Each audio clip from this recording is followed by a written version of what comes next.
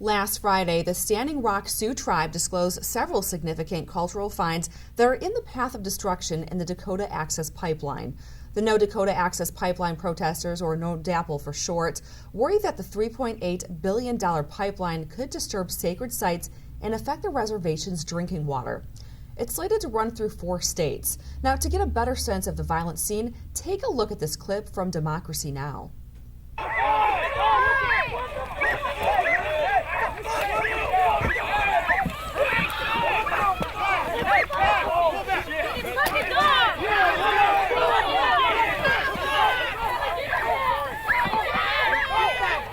Security has some kind of gas.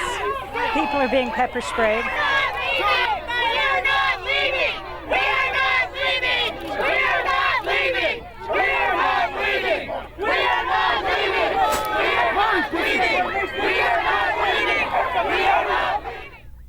A chaotic scene there unfolding as hundreds of Native Americans from tribes across the country set up a camp near the construction site, but the Dakota Access crews didn't back down.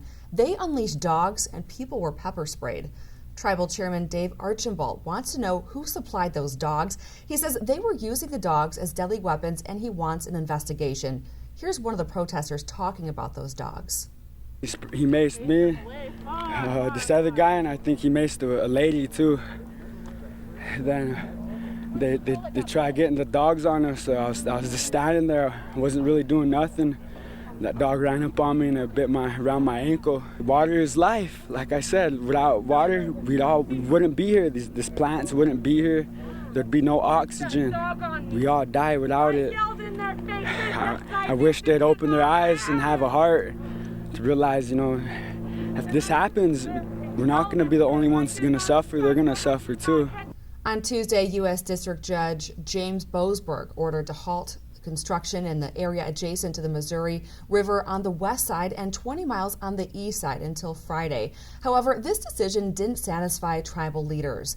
They hope the construction standstill would apply to a larger area.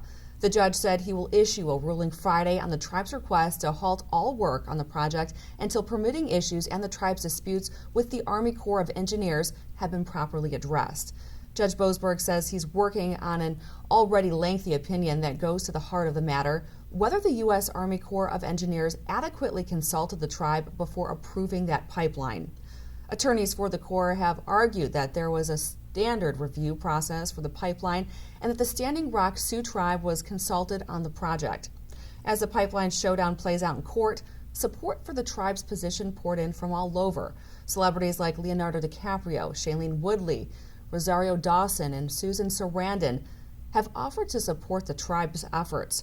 And Green Party candidate Jill Stein was on the front lines there. Her contributions to the movement are going viral now, but they could also land her in jail. In a video, Stein is seen marking a bulldozer in red spray paint while protesters cheer her on. Now, North Dakota authorities say they plan to pursue charges. Morton County Sheriff Kyle Kirchmeier said the charges will be for trespassing and for vandalism. Neither Donald Trump nor Hillary Clinton have commented on the hotly contested pipeline. However, DeSmog blog reports that Trump has ties to it.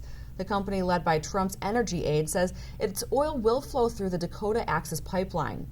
Continental Resources is led by Harold Hamm, that's Trump's energy advisor. He recently told investors that oil it obtains through fracking from North Dakota's Blake and Shale Basin will pass through the pipeline.